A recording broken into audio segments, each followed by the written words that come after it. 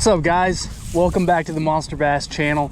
Obviously you saw the title, so I mean there's no point in saying what we're talking about today, but I'm just covering some of my favorite tips to give you for topwater fishing. April is coming up.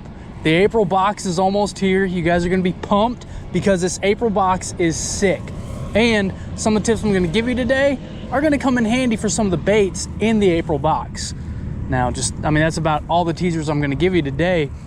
I'm out here at a couple of farm ponds and just gonna do some fishing. First off, we're gonna start off with a popper and kind of talking about what I like about poppers. Now let's get this first cast out of the way. Some guys will kind of do like their first cast just a couple feet. You know, get that first cast curse out of the way. No, I'm just gonna send it. Now with poppers, normally I like to throw them on braid. Now I'm gonna cover a couple different things here.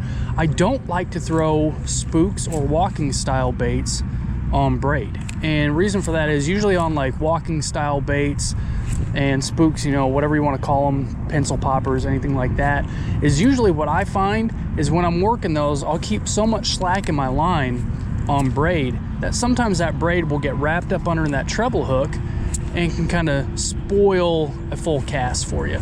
So with poppers, I do like that because I'm walking them, I'm making short strokes with them, getting to kind of twitch, walk side to side. Sometimes I will hard pop it like that and get that popper to actually pop. But a lot of the time I'm doing a little bit of short strokes, a couple of small walks like this right here, and then letting it sit.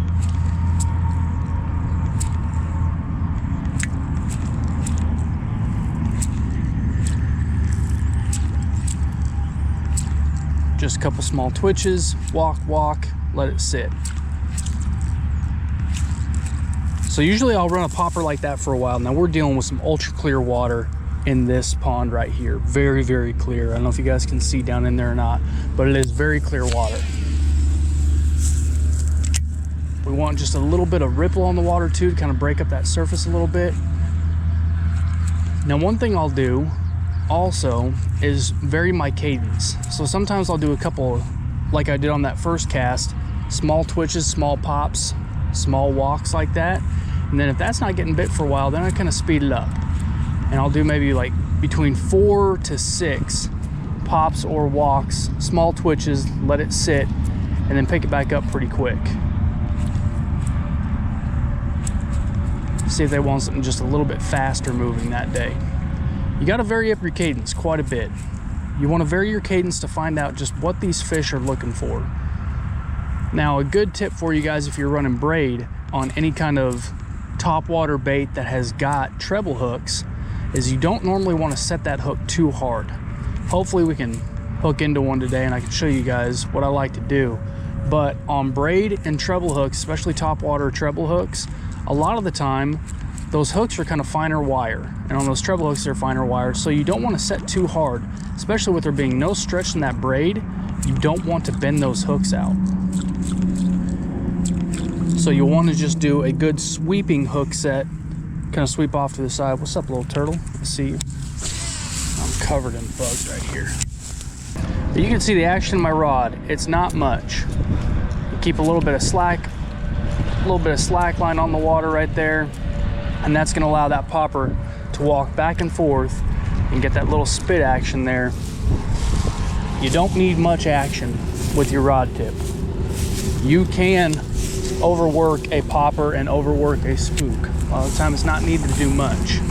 Now if that walking action is not getting them on a popper, that's when I will start to pop a popper. Meaning kind of a downward pull of my rod, a little bit harder to get that thing to bloop and splash up some water. Now the only real problem with today, and this is not me giving an excuse, before you say I'm giving excuses for not getting bit yet, we have had a couple of days of some cold rain and some cooler nights, so these smaller bodies of water are not going to heat up near as fast in the morning time. But as the day goes on, they will heat up faster. We got some good sunlight today, decent little bit of cloud cover. We saw a fish. Oh, there's some fish busting out there.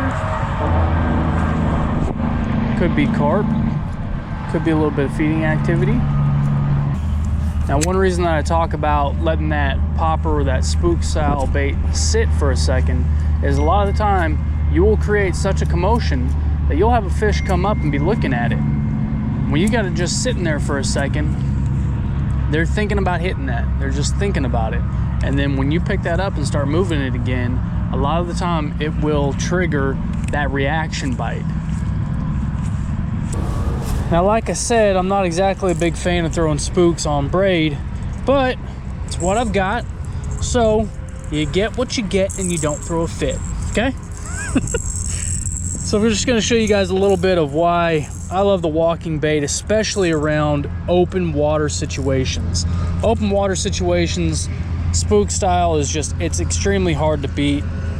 I love walking baits. I like to go white and I like to go as bass or bluegill profile color, not profile, but color that I can get. That is me personally, that's what I like. A lot of guys love the shad colors. I like white, bass, or bluegill. That has always worked for me. It's a confidence color, and confidence in a color or confidence in a bait 100% matters when you're out fishing. So I brought one that we got in an old Monster Bass box, the Sexy Dog Jr. from Strike King. So we're gonna give this guy a toss out here and then talk a little bit about just simple walking the dog. Walking the dog is going to be similar to what I was talking about with your popper, but you do want to keep it at almost a constant state of motion. Sometimes what will happen is if you stop and you go to pick that back up, then the slack is kind of moved just a little bit in that line on your braid, and sometimes it can take a little bit to get that thing started back up. So me personally, I like a constant state of motion on a walking style bait. This is what I like. Now, one thing to note that I have really found from extensive research, not extensive research, but I've had multiple times when I've been out fishing and I've had a fish blow up on a spook style bait, on a walking style bait, and I miss them, and then I just kind of leave it sitting there and nothing happens. So what I like to do now is if I get a hit and they miss that, a lot of the time what I will do is pick that right back up and do a few sharp walks with it, 3 or 4, just sharp and quick. Kind of like you see that Sexy Dog Jr. doing right there. But what that will do is when you do that, it makes that fish realize, oh crap, I missed that. I missed that meal right there, and now he's trying to run away, and they, a lot of the time, will come right back and absolutely smash that thing. So when you have a miss, try that out. Try different things. If you get one that knocks it completely out of the water, when it comes back down, try and let it just sit there. Because when they are blasting that spook out of the water, a lot of the time what they're hoping is it's gonna knock that bait fish unconscious. They've expended a lot of energy. So if you let it sit there and just give it a couple like small little twitches, make it look like they knocked that bait fish unconscious, it's gonna be an easier meal for them to come back up and get after they've just expended all of that energy. You kind of see how this guy isn't quite walking the same now.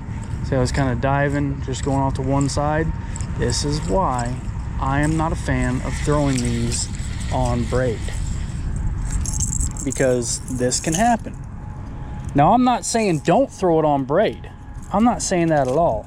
I'm just saying that this is one of the things that I look out for, that I'm not a big fan of throwing these on braid. I like to throw them on monofilament or, you know, a floating copolymer or anything like that. That's what I really prefer, because a lot of the time you're gonna sit here and you're gonna be trying to get this thing unboogered for a lot longer. It's gonna take you away from fishing. See, I mean, that was wrapped like 7 times. Wrapped up like 7 times on there. But especially when you've got chop on the water and you're throwing braid on a walking style bait, you're gonna run into that issue. Again, I'm not saying that don't throw it on braid. I'm just saying if you have the option to throw it on monofilament or floating copolymer, it's just gonna be a little bit better for you.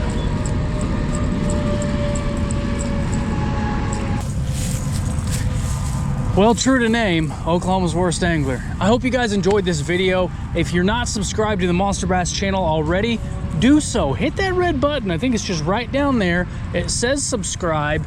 It's super simple. It's super easy. Also, if you're not subscribed to my channel, we'll leave a link down in the description for you. Hope to see you guys over there. Hope you guys enjoyed this video, and I truly hope you guys go out and smash a new PB, a Monster Bass, this spring, especially on topwater, because nothing beats a topwater PB. That's just me. I'll see you guys next time we're on the water.